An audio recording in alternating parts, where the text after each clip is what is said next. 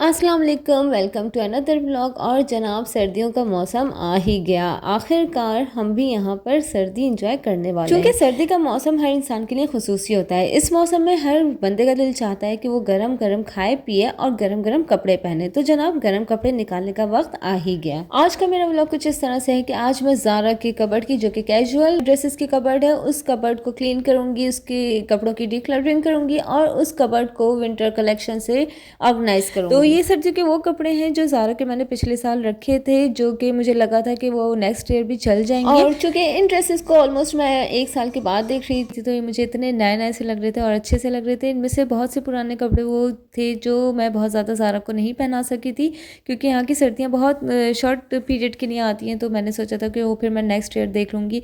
तो मैं आज ज़ारा के कपड़ों को धूप लगा रही थी। इसके बाद मैं ज़ारा की गर्मियों के कपड़ों को डिक्लटर करूँगी, कबर्ड को क्लीन करूँगी और इन सर्दियों के कपड़ों को ऑर्गेनाइज करूँगी। और ये वो स्वेटर जो मैं पिछले साल ज़ारा के लिए लेकर आई थी, लेकिन ज़ारा का पहनने में नहीं आया था। तो अब देखते हैं ये ज़ारा को आता है या नहीं। होपफुली आ जाएगा।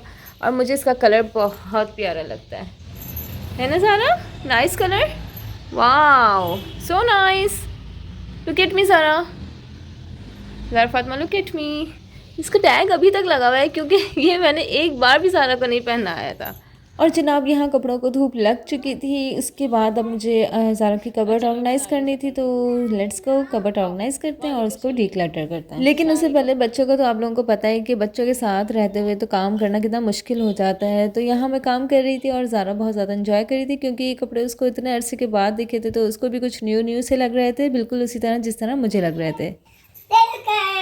वाह जी, मुझे आपकी पहना है। ओके अच्छा जनाब, एक्चुअली मेरा व्लॉग शुरू होता है यहाँ से। मुझे करनी है इस कबर्ड की डिक्लटरिंग और ऑर्गेनाइजिंग। तो ये वो कबर्ड है जिसमें मैं ज़ारा के वो वाले कपड़े रखती हूँ जो मैं ज़ारा को रोज़ाना पहनाती हूँ। यानी फैंसी कपड़े मैं इसमें नहीं रखती, कैजुअल कपड़े मैं इसमें रखती हूँ। तो इसकी मुझे आज करनी है ऑर्गेनाइजिंग।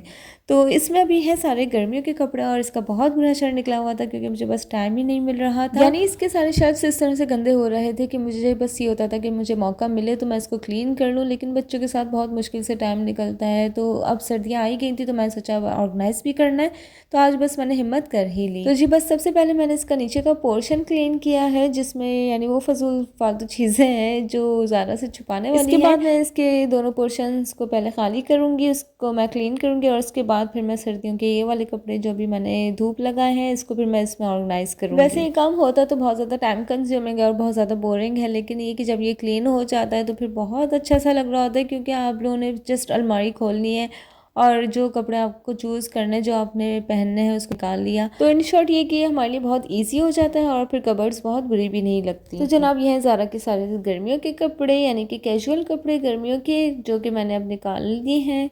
और ये ज़ारा की अलमारी जो कि क्लीन हो गई है। तो अब मैं इसमें ये वाले पहले कपड़े रखूँगी, उसके बाद फिर मैं इसमें से सिलेक्ट करूँगी कि कौन से मुझे कपड़े रखने हैं नेक्स्ट ईयर यानी गर्मियों के लिए, और फिर कौन से मुझे डिक्लटर करना है। जब भी हम अपने कबर्ड्स क्लीन करते हैं तो हमारा सबसे पहले काम ये होता है कि हम उसमें से कपड़ों को छांटते हैं, यानी कि जो कपड़े अच्छे हैं और छोटे हो गए हैं तो वो हम अलग कर देते हैं, कि ताकि हम किसी को दे सकें, किसी के काम आ सकें। इसी तरह कुछ कपड़े डिस्कार्डेड होते हैं तो उनको हम बिल्कुल हटा देते हैं, और कुछ कपड़े ऐसे होते हैं जो हम बाद के लिए सेव करके रख लेते हैं।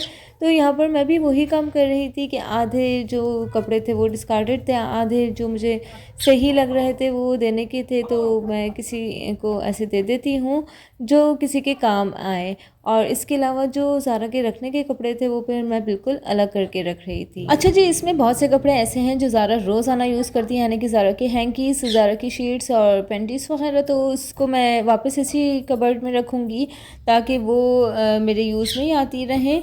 तो उनको भी मैं अरेंज कर रही थी, जो साफ़ थे उनको मैं रख रही हूँ और जो साफ़ नहीं थे, यानी जो मुझे लगता है कि उनको डिस्कार्ड कर देना चाहिए, तो फिर वो मैं उनको डिस्कार्ड कर रही हूँ। मेरा नेक्स्ट स्टेप आ जाता है कि अब इन कपड़ों को मैं बहुत तरीके से शॉपर्स में करके रख रही हूँ। वो इस वजह से कि जो सेव करने के हैं वो तरीके से सेव हो जाएं, उसमें कोई कीड़े वगैरह ना जा सकें। तो इस वजह से मैं इसको शॉपर में करके ऊपर से मैं टेप वगैरह लगा देती हूँ और बाहर लिख देती हूँ कि ये गर्मियों के कपड़े हैं, और दूसरी तरफ वो वाले कपड़े हैं जो मुझे अपने मेट को देने हैं या किसी को देने हैं, तो वो भी मैं तरीके से शॉपर में रखती हूँ ताकि जो है देते हुए बुरा ना लगे। तो बस यहाँ पर मैंने ये शॉपर अपनी बनाई है, और ये ज़ारा के काम है जो ज़ारा देने के कपड़ों में से निकाल के ये कपड़ा लेके जा रही थी और अपनी डॉल को यूज़ करवा रही थी, क्योंकि अब उसके तो यूज़ में आ नहीं रहे थे। तो वो उसने अपनी डॉल को बेबी बनाया हुआ था और उसके साथ वो खेलने में लगी हुई थी और साथ साथ मेरा काम फैला रही थी। और होपफुली आप लोग भी ऐसे ही करते होंगे कि शॉपर्स पर लिख कर रखते होंगे कि किसके कपड़े हैं और कौन से कपड़े हैं। तो चूँकि मैं भी ऐसे ही करती हूँ, तो इससे बहुत इजी रहता है और आपको याद दहानी रहती है कि जैसे ज़ारा के कपड़े हैं और ये गर्मियों के कपड़े हैं, तो शॉपर्स कहीं मिस नहीं होती हैं और फिर वो ईज़िली मुझे मिल जाती हैं। तो अगर आप लोग भी ऐसा करते हैं तो मुझे कमेंट बॉक्स में ज़रूर बताइएगा कि आप लोग भी ऐसे ही करते हैं, और अगर नहीं करते तो करके देखिएगा, क्योंकि ये बहुत ईजी वे है। गर्मियों के कपड़े तो मैंने हटा दिए हैं और अब मैं स्टार्ट कर रही हूँ ज़ारा की कबर्ड को ऑर्गेनाइज़ करना, यानी कि सर्दियों के सारे कपड़े मैंने पहले फोल्ड करने हैं और उसके बाद मैं ज़ारा की कबर्ड में इन कपड़ों को ऑर्गेनाइज़ करूँगी। अच्छा, ये वो सब कपड़े हैं जो मैंने पिछले साल ज़ारा के लिए थे, तो वो थोड़े से बड़े साइज़ के आ गए थे, तो मैंने सोचा था कि सर्दियाँ जाने तक ज़ारा को आ जाएंगे, लेकिन वो नहीं आए थे। तो फिर मैंने संभाल के रख दिए थे कि नेक्स्ट ईयर फिर मैं इनको निकाल के पहले यूज़ करवाऊंगी, उसके बाद फिर वो मैं नए ड्रेसेस लूँगी, क्योंकि बच्चों के साइजेस इतने जल्दी छोटे होते हैं। तो यकीनन आप लोग भी ऐसे ही करते होंगे कि बच्चों का एक साइज़ बड़ा ही लेते होंगे ताकि बच्चों का एटलीस्ट कुछ डेज तक तो आए ही। और यहाँ ज़ारा के सारे कैजुअल ड्रेसेस मैंने कबर्ड में ऑर्गेनाइज कर दिए हैं। ये वो सारे ड्रेसेस हैं जो बिल्कुल न्यू है और मुझे हैंग करने होंगे, तो ये मैं ज़ारा की दूसरी कबर्ड में हैंग करूँगी। और ऑर्गेनाइज़ किए हुए ये वाली कबर्ड है जो कि मैंने अभी की है, तो मैं आपको दिखा रही हूँ कि मैंने किस तरह ऑर्गेनाइज़ किए। एक तरफ ही मैंने हैंकीस रख दिए हैं, दूसरी तरफ मैंने ज़ारा के वो वाले हैंकीस रखे हैं जो रोज़ यूज़ होते हैं। इसके अलावा ये पैंटीज़, ये ज़ारा के इनर्स और फिर ये ज़ारा के सारे कैजुअल ड्रेसेस। इसी तरह ये ज़ारा के सारे ट्राउज़र्स हैं जो ज़ारा रात में यूज़ करती है, उसके साथ ही ज़ारा की कैप्स और ये शीट, और इसी तरह ये दूसरी शीट्स और वो वाले टॉवल्स जो बिल्कुल न्यू हैं और मुझे किसी इवेंट्स वगैरह पे जाने के लिए निकालने होते हैं, तो वो मैंने इस तरफ रखे हैं।